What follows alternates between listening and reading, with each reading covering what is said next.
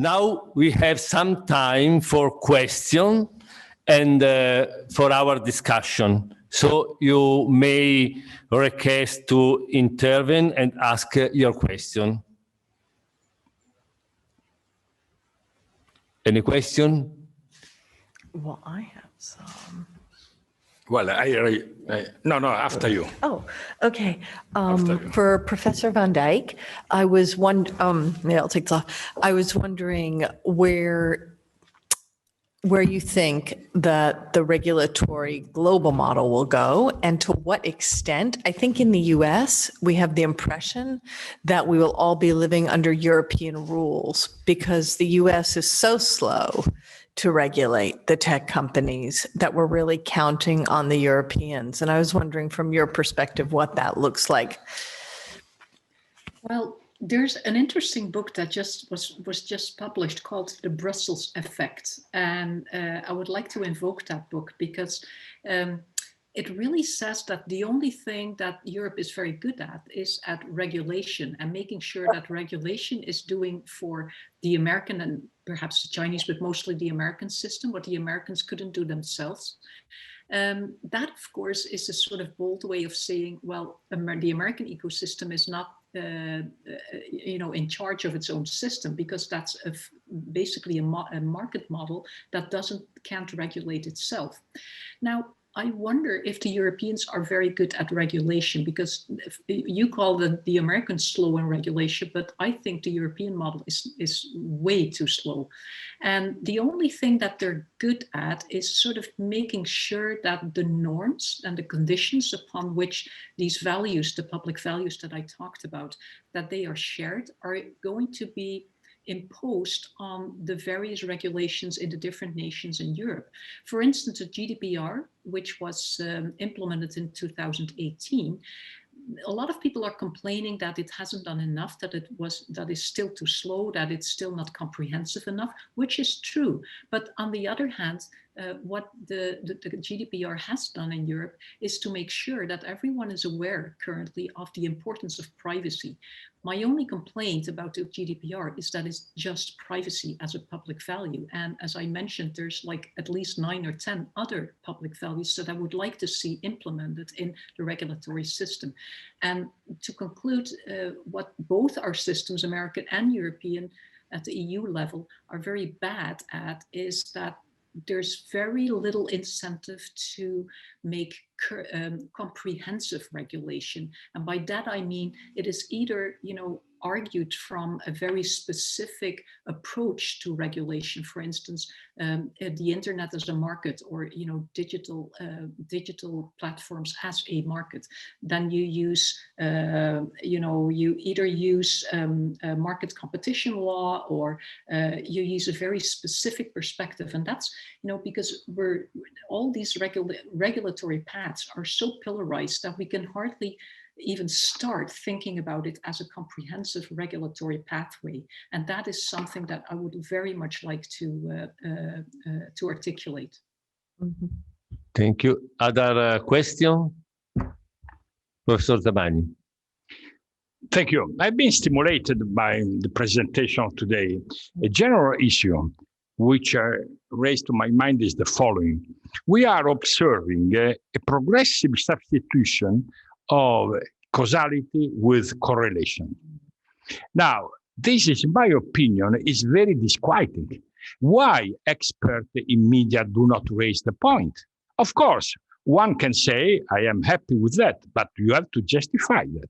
In other words, the fact is that the scientific method cannot do without causality analysis. The result is that theoretical work is disappearing.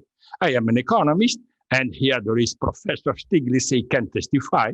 Today, econometric analysis, statistical analysis tend to substitute theoretical thinking, and we are observing the results. So it seems to me that we, also the point that Anna Maria raised about legitimacy. Of course, we have to discuss about that, because legitimacy is whatever comes from a law. And in fact, the root of the word legitimacy comes from law. But the law is produced by what? is produced by a parliament or by any other group of people. And so the question becomes, are we sure that everything that has been established by law corresponds to truth? That would be true if the laws were expressive. You know, what does it mean, expressive law? The American literature on that is very wide. But nowadays, most of our legal setup is not expressive. And so we are begging the question, if we make us believe in something on the basis of legitimacy. Of course, it's a very convenient concept because it's much easier than the concept of searching the truth. And what I said our chancellor before in his presentation, it seems difficult to substitute completely the notion of truth, in particular in the historical period we are living in. Thank you. There is another question, Professor Stiglitz and Professor Donati. Yeah. So I wanted to, in some sense, pursue the question about what is the reason that the tech giants dominate in Europe? And the question is it lack of technology, or is it network externalities and perfections of competition? And the reason why that's important is I don't think Europe is behind in the technology. It's pretty available technology. But there are network externalities, there are market forces.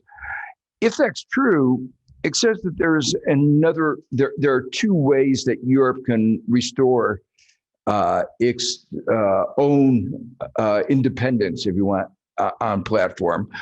One of them is competition law. And Europe has been doing a quite good job of trying to curb the anti-competitive practices of the platforms. But another one is actually for Europe to try to create publicly platforms of its own. And one analogy that might be relevant is in finance, in transactions, Visa and MasterCard have been the private platforms that have dominated. And they extract an enormous amount of rents out of the financial system. And in India, the Indian government decided to create its own platform that would eliminate all those rents and make it a public utility. And one could certainly imagine governments creating social platforms that perform a different role in intermediation and transmediation, and don't behave in ways consistent with the broader set of values that you articulated. So it seems to me that one of the things, as we're trying to think about how do we create a better media ecology, is that we need strong regulations, but we probably need also for governments to actually create what we begun to call in the United States public options.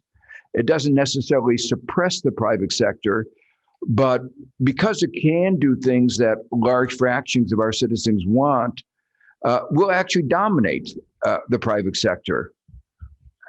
Yeah. Can I answer to this? I couldn't agree more actually with you, and I'm so glad you're bringing this up, because it was that part of the talk that I didn't really dwell on. But I'm very much in favor for European nations to create their own public platforms, actually to do that as a nation instead of creating, pan-European platforms would be, I think, a lot more productive. Let me give an example to just illustrate how I'm trying to to promote what you're just pointing out, to produce public platforms. In the Netherlands, I'm active in two actual public sector. One is education, the other one is the cultural space. So to start with the latter, we have a coalition called Public Spaces. You can look it up on the internet.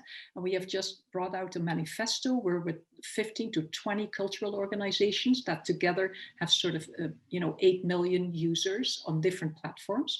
We're trying to create, to produce a coalition where we actually create our own public platforms. One of the difficulties that we're running into is that, well, for instance, to create interoperability between the different platforms is really a technical, potential that we can't really use. And that is because, of course, in the system of intraoperability that is dominated by the big tech systems, there's a lot of externalities that they can use to promote that and to keep it closed, the closed walled gardens. So that is one problem that we're running into. The other problem, and now I'm referring to the, I'm active in another sector, that's the educational sector.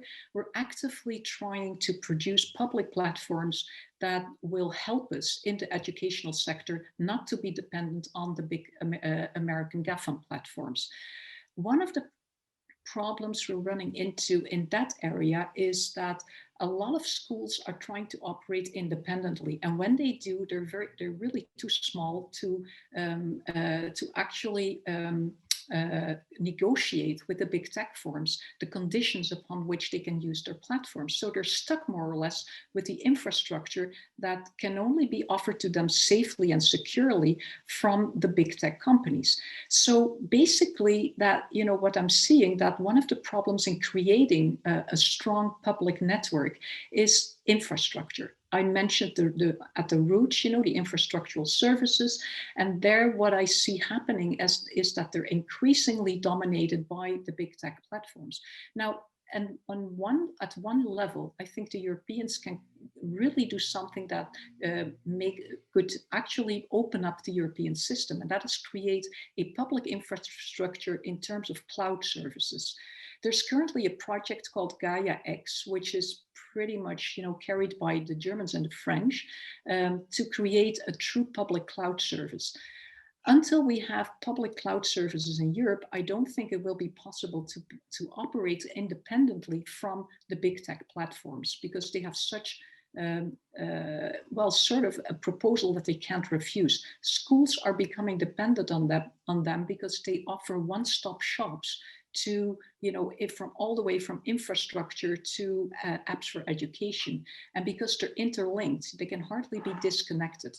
So the condition of interoperability as opposed to intraoperability is a very important technical condition that underlies an economic incentive to create an environment that is accessible for all. Thank you. We have another question for Professor Donati. I remember short question and short answer, 3 minutes. Thank you. Professor Van Dijk, the question is for you. I enjoyed very much your presentation. And the question is about the distinction between public and private platforms. Talking about regulation, you presented a model of regulation based upon this distinction. There is the two polarities, the public and the private sphere. And you put the non-profit sector together with the public one. Now, I think that this could be right for the US, for America, but not for other countries like Italy, for instance. Now, the question is, don't you think that the regulation of the non-profit sector could or should be different from the public one? I mean, if by non-profit sector, we mean the third sector composed of NGOs, cooperatives, civil foundations, and so on and so forth. Why should we put them in the same regulation model of the public authorities. I think that maybe the regulation of the third sector could be differentiated in respect to the public one. I mean, if you understand public as state or government regulation. So I would ask, what is your opinion about differentiating the kind of regulation between or among these three different sectors, the public, the private, and non-profit sector, or third sector in society? This is particularly true, I think, in many European countries where the non-profit sector is very much differentiated in respect to the public and the private sectors. Thank you. Well, thanks for this question. I'm neither a legal scholar nor an economist, so I won't answer your question from either one of those perspectives, but I actually very much agree with you. In a model that I have actually incorporated in my book in the last chapter, I respond to this question particularly. I indeed think that there should be, we should look at it from three perspectives and three sectors, which is indeed state, I would call, public state, private, of course, corporate, and civil. I actually prefer to call it civil society. And in between either of those three actors, or actually, concurrently, there are different types of platforms that are becoming very prominent. And therefore, I think in Europe, we should definitely regulate digital platforms in terms of those three sectors, not just those two. That is exactly what I talked about at the beginning of my talk. There's two systems responding to either market incentives or to state incentives. In Europe, we should actually put more emphasis on the balance between market, state, and civil society. And from that balance, we actually start to develop new models. Thank you. We have another two questions, Professor Colombo, Professor Eugeni.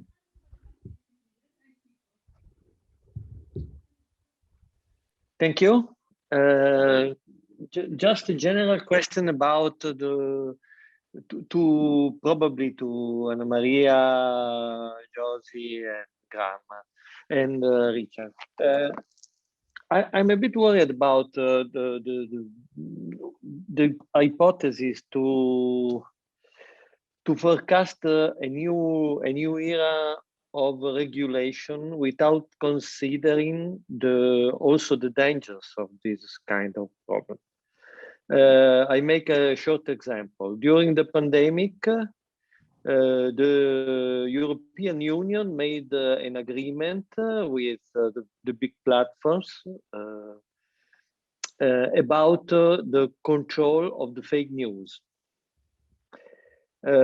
which is a very good agreement on one hand, but on the other hand, there is a strange agreement because the platform have to verify the truth of the news and of the situation. And sometimes the border between the fake and the opinion and the personal opinion, think about the definition of denialism, for instance, is quite hard to understand.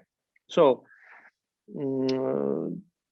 I think that when we talk about the regulation and the regulatory model, we have to check also the limits and the dangers, not for saying no, but for well understanding which are the threats for the future, which are the challenges for the future. Thank you. Professor Eugeni? Yes, thank you. A very direct question to Monsignor Sanchez Sorondo and to Anna Maria Lorusso. What is, in your opinion, the role of witnessing and witnesses in this work of stating and fixing the truth? Thank you. Please, Anna Maria. Okay. In my generation, we say this. Please. Okay, thank you. I try to answer with to all with a same position. I think that there are many risks and many dangers. And for example, in testimony, I think there are all the risk of subjectivity. And so I don't trust so much in the role of testimony and in the role of his own experience. So I think there are dangers. But the idea, my proposal of legitimacy is, it was just to focus on the necessity, the opportunity to define some perimeters of appropriateness. For example, about who has the right to speak, who has the right to define truth, false, fake news, not fake news, for example, in pandemic. I think that this question has to be posed, has to be socially discussed, and the idea of legitimacy means to reflect on the norms, on the criterion that which give this ability, this right to speak. Because we have two opposite risks.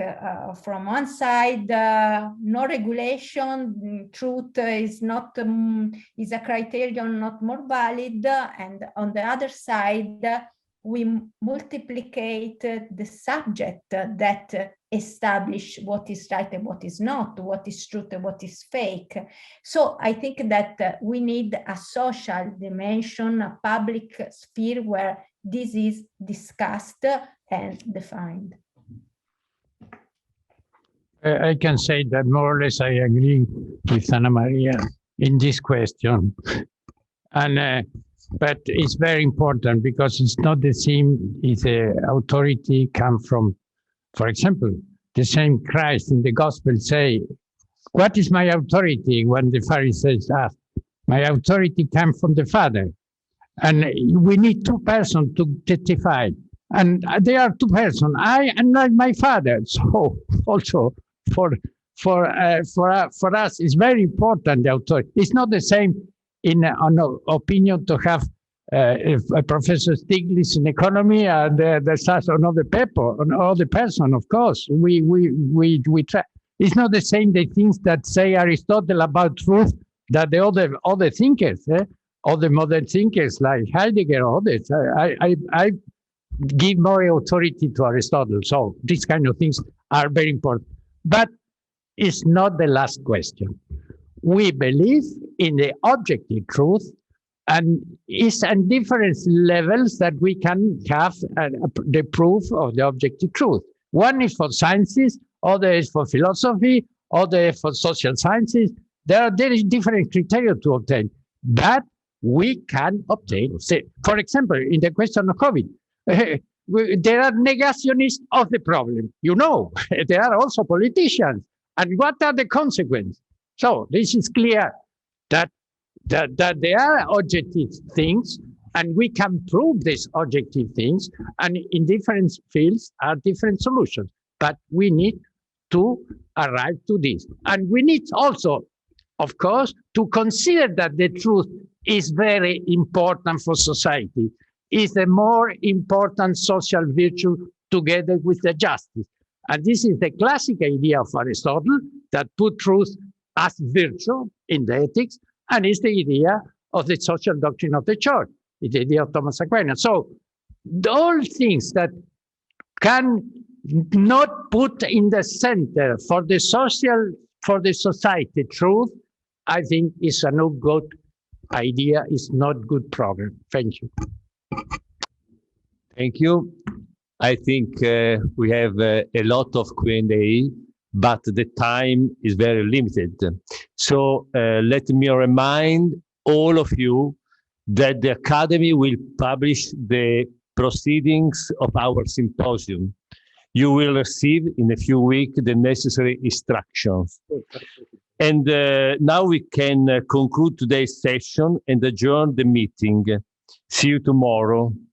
Bye-bye. Good night.